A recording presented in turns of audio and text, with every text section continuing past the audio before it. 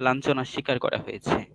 ঢাকা বিশ্ববিদ্যালয়ের পাশে হাইকোর্ট চত্বরে যখন শিক্ষক এবং ছাত্র সমাজ আন্দোলনে যায়, সেখানেও পুলিশ লাঠিচার্জ করা হয়েছে।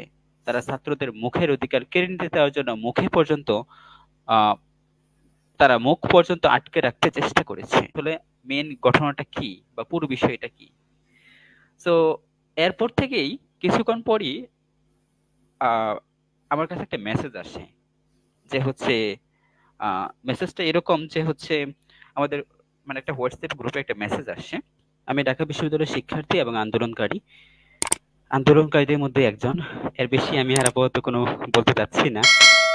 প্রথমত যেই বিষয়টি হচ্ছে, আহ, আমরা বর্তমানে আপনারা জানেন যে হয়তো গত প্রায় আজকে বহুদিন যাবতীয় আমাদের কোটার বিষয় না, অর্থাৎ বৈষম্য বিরোধী ছাত্র আন্দোলন নামে একটি আহ, আন্দোলন হচ্ছে, এবং সেখানে হচ্ছে আমাদের যে দাবি দাওয়াগুলো ছিল সেই দাবি দাওয়াগুলো থেকেই আমাদের প্রথম থেকে আমরা আন্দোলন শুরু করেছিলাম। এবং তারপরে একটা সময় অর্থাৎ 17ই জুলাইয়ের পর থেকে সরকার আমাদের উপর পুরোপুরিভাবে লাঠিচার্জ সহ এবং সশস্ত্র বাহিনীর মাধ্যমে আমাদেরকে মোকাবেলা করার চেষ্টা করেছে। সেখানে বহু আহ, শিক্ষার্থী আহত হয়েছে, বহু শিক্ষার্থী নিহত হয়েছে, বহু শিক্ষার্থীকে নির্মমভাবে নির্যাতন করে হত্যা করা হয়েছে। এজন্যই হত্যা বলছি। আপনারা দেখেছেন সেনাবাহিনীর যেই এমআইএসটির সামনে এমআইএসটির একজন শিক্ষার্থীকে কিভাবে হত্যা করে তার লাশকে গাড়ি থেকে উপর থেকে নিচের দিকে ফেলে দেওয়া হয়েছে। একটি লাশকেও সেখানে শান্ত থাকতে দেওয়া হয়নি। আপনারা সেটি আরো দেখেছেন আহ বনশ্রী মেরাদিয়া প্লেসে কিভাবে তিনতলায় উঠে, অর্থাৎ তিনতলা বিল্ডিং এর নির্মাণাধীন বিল্ডিং এ উঠে, যেই সে কোনো শিক্ষার্থী ছিল না, একজন সাধারণ উৎসুক জনতা ছিল, এবং তার বয়স খুবই কম ছিল। যদি দেখা যায় 14 থেকে 15 বছর, 16 বছর এরকম ছিল। তো সে কোনোভাবে তার নিজের জীবন রক্ষার জন্য তিনতলার একটা কোনায় সে নিচ থেকে কোনোভাবে ঝাঁপড়ে ধরেছিল বাঁচার জন্য। তাকেও একাধিকবার গুলি করে হত্যা করা হয়েছে। আপনারা আরো দেখেছেন বিভিন্ন প্লেসে, আমরা 17 তারিখের পর যদি যাই, বিভিন্ন প্লেসে একই সাথে সাইদ ভাইকেও হত্যা করা হয়েছে। একই সাথে আহ যদি আমরা এরপরে ঘটনা এই বিষয়গুলো আপনারা দেখেছেন। তারপরে কি হয়েছে? তারপরে গতকালকেও বরিশাল বিশ্ববিদ্যালয়ে সাংবাদিকদের পাশাপাশি শিক্ষার্থীদেরকে লাঞ্ছনার শিকার করা হয়েছে। ঢাকা বিশ্ববিদ্যালয়ের পাশে হাইকোর্ট চত্বরে যখন শিক্ষক এবং ছাত্র সমাজ আন্দোলনে যায়, সেখানেও পুলিশ লাঠিচার্জ করা হয়েছে। তারা ছাত্রদের মুখের অধিকার কেড়ে নিতে দেওয়ার জন্য আহ তারা মুখ পর্যন্ত আটকে রাখতে চেষ্টা করেছে। শুধু তাই নয়, নারী শিক্ষার্থীদের উপর হেনস্থার শিকার করা হয়েছে। বরিশাল বিশ্ববিদ্যালয়ে শিক্ষার্থীদেরকে টেনে হেঁচড়ে নিয়ে যাওয়ার চেষ্টা করা হয়েছে। বরিশাল ব্রজমোহন সরকারি কলেজের যে শিক্ষার্থী রয়েছে তার কথাও আপনারা শুনেছেন। সেই জেল সেই আহ, পুলিশের প্রিজন ভ্যান থেকে সেই কথাটি বলছে যে আমার ছোট বোনকে বাসায় রেখে আসছি, আমাকে বাসায় তালা দিয়ে রেখে আসছি, আমার মা বাবা কেউই নেই সেখানে। একটু দেখেন, তার এই কথা আমার যতক্ষণই মনে পড়ে ততক্ষণই অশ্রু ঝরে আমার চোখ থেকে।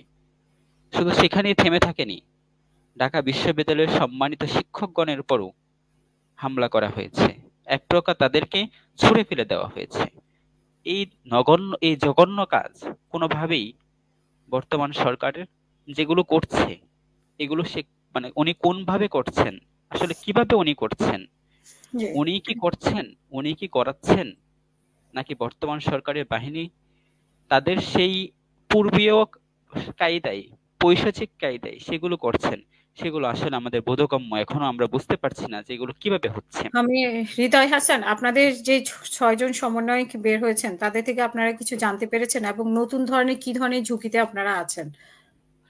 জি, নিরাপত্তা ধন্যবাদ। ঝুঁকি। হুম। ধন্যবাদ। আমাদের যে বিষয়টি হচ্ছে, এরপর থেকেই, আন্দোলনের পর থেকেই আমরা ঝুঁকিতে ছিলাম। আমরা এখনো বহু শিক্ষার্থী গড় ছাড়া, বহু শিক্ষার্থী বিভিন্ন প্লেসে আশ্রয় নিচ্ছে।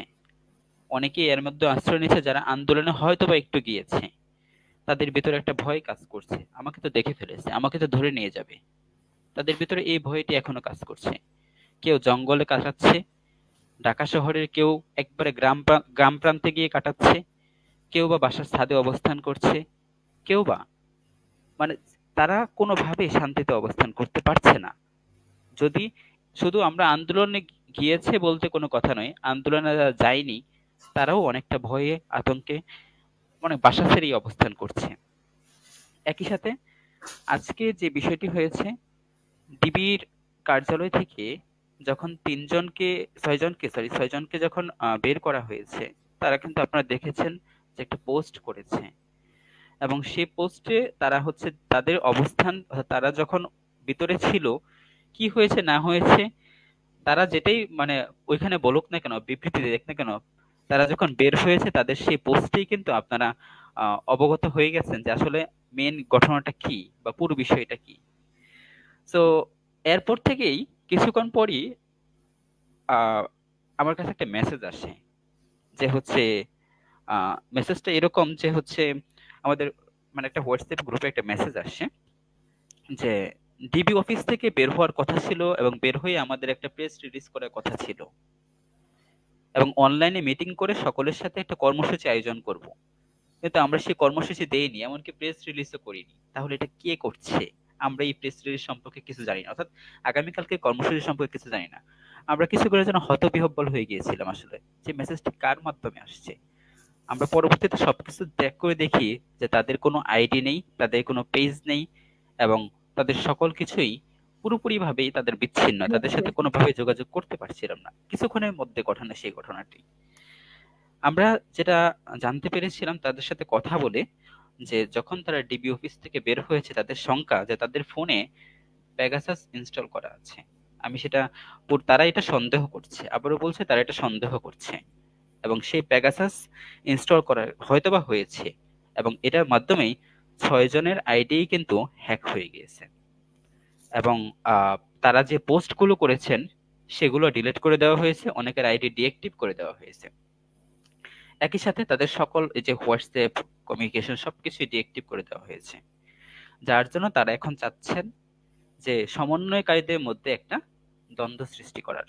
কিন্তু আমরা সেই বিষয়টি পূর্বেই আঁচ করতে পেরেছি। আপনারা জানেন প্রথম থেকেই আমরা একতাবদ্ধ ছিলাম, একতাবদ্ধ আছি, এবং ভবিষ্যতে থাকবো। কারণ আমাদের বিষয় একটাই, সমন্বয়ক একজন নয়, এখন সারা বাংলাদেশে ঘরে ঘরে সমন্বয়ক তৈরি হয়ে গিয়েছে।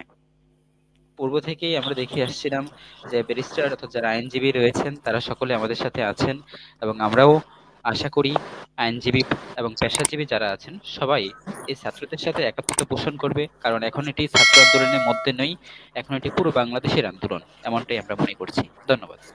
অসংখ্য ধন্যবাদ।